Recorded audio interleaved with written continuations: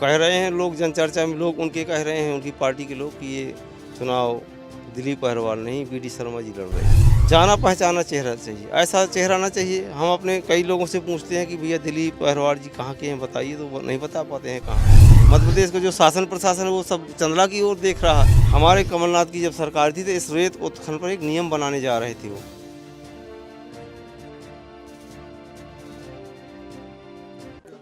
मध्य प्रदेश में चुनावी रणभेरी बज चुकी है और तमाम विधानसभा क्षेत्रों में प्रचार ने जोर पकड़ लिया है। प्रत्याशी घर घर जाकर जनता का आशीर्वाद मांग रहे हैं। इस समय हम मौजूद हैं बुंदेलखंड की चंदला विधानसभा सीट पर, जो कि यहाँ की आरक्षित विधानसभा सीट है। ये सीट इसलिए महत्वपूर्ण है क्योंकि इस सीट पर भारतीय जनता पार्टी के प्रदेश अध्यक्ष बीडी शर्मा की साख दांव पर लगी है। इस सीट की एक छोटी कहानी है। कहानी ये है कि यहाँ के भाजपा के मौजूदा विधायक राजेश प्रजापति की टिकट भाजपा ने काट दी। जनचर्चा तो ये है कि बीडी भाई साहब ने कटवा दी। टिकट कटी तो अब एक नए प्रत्याशी के तौर पर भाजपा ने यहाँ दिलीप अग्रवाल को मैदान में उतारा है, जबकि कांग्रेस से यहाँ के चिर परिचित चेहरे और लगातार प्रत्याशी बनते आ रहे हरप्रसाद अनुरागी उर्फ गोपी मास्टर मैदान में हैं।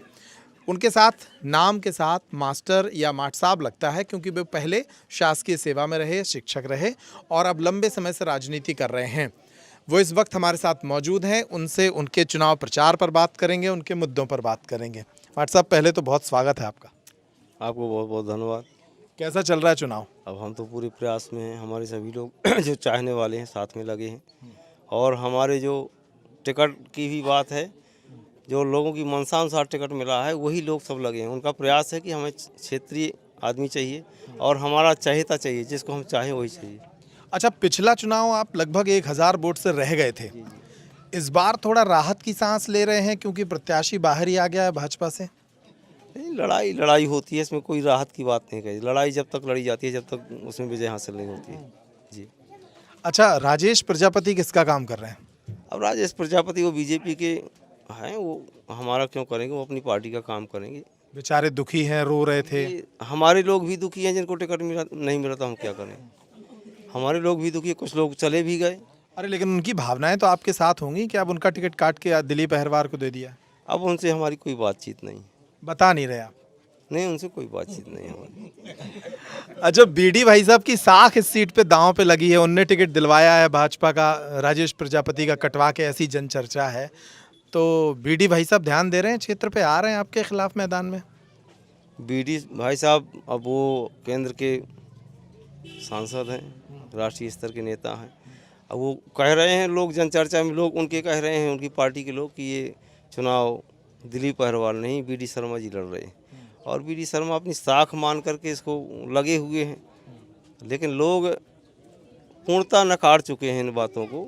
लोगों को ये सब क्षेत्रीय आदमी ही चाहिए और जाना पहचाना चेहरा चाहिए, ऐसा चेहरा ना चाहिए। हम अपने कई लोगों से पूछते हैं कि भैया दिलीप अग्रवाल जी कहाँ के हैं, बताइए, तो वो नहीं बता पाते हैं कहाँ के। कम से कम हमारी लोगों की चाहत के अनुसार ही चेहरा हो और प्रत्याशी हो, चाहे वो हम हो चाहे अगला हो। हम ये नहीं चाहते हैं कि यहाँ प्रत्याशी जनता के अनुसार, जनता की इच्छा अनुसार ही प्रत्याशी होना चाहिए। अच्छा, आपकी विधानसभा सीट पर जब हम लोग आते हैं तो अब छतरपुर की बढ़िया चमचमाती सड़कें देखते हैं, भोपाल के जो लोग घूमते हैं वो बढ़िया सड़कें और हाईवे देख के आते हैं। यहाँ चंदला विधानसभा क्षेत्र में आज भी आके ऐसा लगता है कि जैसे किसी बहुत बीहड़ वाले हिस्से में घुस आए हों, काफ़ी पिछड़ापन नज़र आता है। क्या वजह देखते हैं इसकी? वजह ये है कि चंदला में खनिज संपदा के कारण यहाँ से भोपाल तक की नज़रें लगी हैं, शिवराज सिंह जी तक की।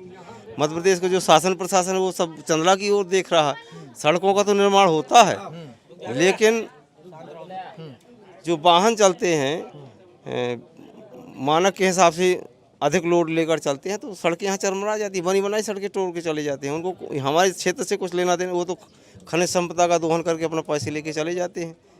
ये पूरा चल रहा है, भारतीय जनता पार्टी का चला ही आ रहा है, अभी भी चल रही है।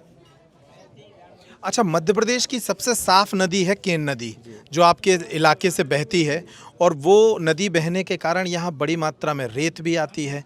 पिछले 10 वर्षों से चंदला क्षेत्र में एक ही कारोबार है जो पूरे मध्य प्रदेश के स्तर पर सुर्खियाँ पाता रहा है, वो है रेत का कारोबार। जो विधायक थे अभी, उनका परिवार भी इस कारोबार के कारण काफ़ी विवाद में रहा। गोपी मास्टर कैसे रोकेंगे इस रेत के कारोबार को, या फिर विधायक बनने के बाद खुद ही शामिल हो जाएंगे इसमें? हमारे कमलनाथ की जब सरकार थी तो इस रेत उत्खनन पर एक नियम बनाने जा रहे थे वो, कि जिस मतलब स्थान से जिस क्षेत्र से जाए तो उसमें कम से उसमें कुछ परसेंटेज जाए जो क्षेत्र के विकास में लगे। लेकिन वो जैसे ही उनका नियम बनाने का काम शुरू हुआ, पहल की उनने, वैसे उनकी सरकार गिर गई। आने वाला समय जो भी होगा तो कमलनाथ का एक नियम होगा उसमें, ऐसा नहीं खनिज का कोई नियम नहीं, उसका भी नियम होता है। ठेकेदारी होगी, उसके भी नियम होंगे, उसका भी जो लाभांश होगा तो हमारे क्षेत्र में के लिए लगाया जाएगा। आप खुद उतरेंगे इस व्यवसाय में कभी? नहीं, हम नहीं कभी, हम जागीर बनाने के लिए नहीं तैयार हैं। हम तो लोगों का प्रेम प्यार चाहते हैं, हमें मोहब्बत चाहिए लोगों से। पैसा क्या करना है, पैसा क्या करेंगे हम, हमारे पास पैसे की मोहब्बत नहीं, लोगों की मोहब्बत है, लोगों की चाहत है। लोगों के प्रति हमारी चाहत ना होती तो आज हमारे साथ 500 हज़ार लोग रोज़ चलते हैं। लोगों का प्यार सम्मान सब कुछ पैसे से पूरा नहीं हो सकता। प्यार को पैसे से ख़रीदा नहीं जा सकता, मेरा ये मानना है। अच्छा, आपसे आपके इंटरव्यू में ये कम लोग ही पूछते हैं क्योंकि वो चुनावी सवाल पूछते हैं। आप कब शासकीय सेवा में रहे और फिर कैसे सेवा को छोड़ के और नौकरी को त्याग के राजनीति में आना हुआ, वो थोड़ा बताइए। हम बता रहे हैं क्या है। हम शिक्षक पद पर थे, हमने पहला चुनाव जिला पंचायत का लड़ा। हमारी भाभी इसी वार्ड गौरहार से जिला पंचायत की सदस्य बनी, और एक ऐसे व्यक्ति हमारे जो मतलब राजनीतिक गुरु कहेंगे, आज दुनिया में नहीं है, लेकिन बहुत साफ़ सुथरे ईमानदार व्यक्ति थे। ऐसे व्यक्ति हमने बिरले देखे हैं। वो उनके साथ रहे, जिला पंचायत सदस्य, उन्होंने हमें अपना पीए बनाया, घूमते रहे। उस समय कुछ जिला सरकार थी, कुछ अलग रुतबा था। हमें भी लगा कि थोड़ा इसमें लगता है कि कौन थे वो राजनीतिक गुरु? वो हमारे वीर सिंह राजपूत जी थे। जी, जो आज इस समय हमारे बीच नहीं है दुनिया में, लेकिन एक नेक इंसान थे। तो उनको देख के राजनीति का शौक लगा था? हाँ, पहल उन्हीं ने की हमारी, पहल वहीं से शुरू हुई। इसके बाद फिर अब बढ़ते गए हम जिला पंचायत के सदस्य बने। फिर हमारे जो माननीय आलोक चतुर्वेदी हैं, पूरी कांग्रेस की टीम ने मिलाकर के हमें जिला पंचायत का अध्यक्ष का पद दिया। तो राजनीति है, चलती रही, तो अब वो तो चलती रहेगी।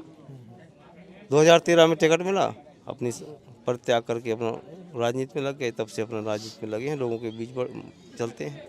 अच्छा, कई लोग कांग्रेस से इस सीट पर टिकट मांग रहे थे, और जो लोग टिकट मांग रहे थे वो आपका टिकट ये कह के कटवा रहे थे कि आप जिला पंचायत के पिछले चुनाव में, अभी जो हाल ही में हुआ था, उसमें कहीं हार गए थे चुनाव। हार गए थे। क्या होता है जिला पंचायत का चुनाव हारना? जिला पंचायत अध्यक्ष न बनते तो हम चुनाव ना हारते। जिला सरकार में जो पहले पावर थे जिला पंचायत के, जिला सरकार में, वो सब कुछ रह नहीं गया।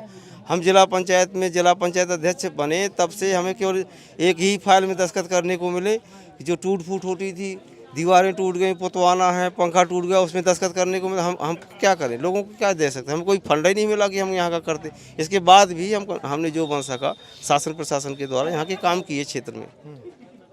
अच्छा, आप मान लीजिए विधायक चुने जाते हैं, तो ऐसे मोटे मोटे 4-5 काम आपको क्या लगते हैं जो तुरंत इस क्षेत्र की ज़रूरत है और आप वो करेंगे? आपकी प्राथमिकता क्या है? हमारी पहली प्राथमिकता ये होगी कि हमारे जो सबसे ज़्यादा किसान लोग हैं, किसानों के लिए कम से कम जो हमारा सिंचाई के लिए अछूता क्षेत्र है, उनके लिए पानी पहले मिले। पानी होगा, संपन्नता होगी, किसान खुशहाल होगा, सब कुछ होगा, शिक्षा भी बढ़ेगी, सब कुछ बढ़ेगा। जब तक पानी और ये किसान के लिए सिंचाई के साधन, कृषि का विस्तार हम किसानों को बढ़ाएंगे नहीं, किसानों को लाभ आमदनी नहीं कराएंगे, तब तक हमारा विकास नहीं हो सकता। तो हमारा पहला मुद्दा है किसानों के लिए पानी देना। सबसे पहले हम सिंचाई के साधनों के लिए ज़रूर लड़ेंगे। और इसके पहले भी हम 15 महीने की सरकार थी तब हमने मवई घाट में की उद्वहन सिंचाई योजना जो रुक गई थी, उसको दोबारा हमने किया था कि इसमें दोबारा काम होना चाहिए ताकि हमारे गौरियार क्षेत्र को पानी मिल सके। अच्छा, भाजपा ने जो प्रत्याशी दिया है दिलीप अहिरवार, एक नया चेहरा, एक जोशीला चेहरा दिया है, वो प्रत्याशी कितनी बड़ी चुनौती है आपके सामने? उनके बारे में क्या सोचते हैं? जोशीला से कुछ नहीं होता, जोश तो होता है, लेकिन जोश के साथ साथ जब लोगों के अंदर का जो प्यार का जोश होता है, वो जोश अलग है। अपना जोश, हम जोश दिखाएं, क्या होगा जोश दिखाने? जोश नहीं, वो जो लोगों का हमारे जोश है, उस जोश के आगे किसी का जोश नहीं टिक सकता। जोश जो है उनको लोगों के हमारे अंदर जो एक ये है उनकी तमन्ना है कि हमें ऐसा प्रत्याशी चाहिए, तो वो कहीं नहीं लगते हैं। उनका जोश जोश ही नहीं, काम खत्म ही हो जाएगा जोश उनके आगे। हमारे लोगों के क्षेत्र के लोगों के आगे उनका जोश ही नहीं चलेगा। कितने वोट से जीत रही कांग्रेस यहाँ? अब हमारी कांग्रेस यहाँ 25,000 30,000 के बीच जीतेगी कांग्रेस। पुराना रिकॉर्ड बनाएगी। हम हारे थे बीजेपी से 38,000 से, तो हम 38,000 से ही हराएंगे उसको।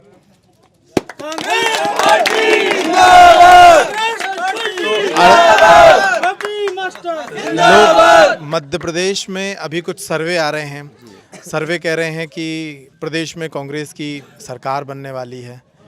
भाजपा कह रही है कि ये कांग्रेसी जो है हसीन सपने देख रहे हैं। हसीन सपने नहीं देख रहे हैं लोग। 18 साल से इतने ऊब गए हैं। लोग खुद चाहते हैं कि सरकार बदलनी चाहिए। अब हम इस सरकार को नहीं लाना चाहते, न सरकार इस सरकार को बैठाना चाहते हैं। लोगों ने फैसला तय कर लिया। जब फैसला तय होगा तब उनको बदला नहीं जा सकता। उनके फैसले को कोई तोड़ नहीं सकता है। चाहे जिससे पूछो, सभी के फैसले जो फैसले हैं, फैसले कोई नहीं पीछे कर सकता है। बाद में फिर ईवीएम मशीन पे बहानेबाजी तो नहीं करेंगे? ऐसा हम नहीं करते हैं, हम नहीं कहते, हम नहीं मानते इस बात को। ईवीएम में कुछ नहीं होता। ये हार जीत ईवीएम की नहीं। तो मध्य प्रदेश में सबसे बड़ी जीत, छतरपुर जिले की सबसे बड़ी जीत यहीं होने वाली है। बिल्कुल होने वाली है। सबसे हार हुई थी यहाँ, सबसे ज़्यादा हार हुई थी, तो सबसे ज़्यादा जीत यहीं होगी।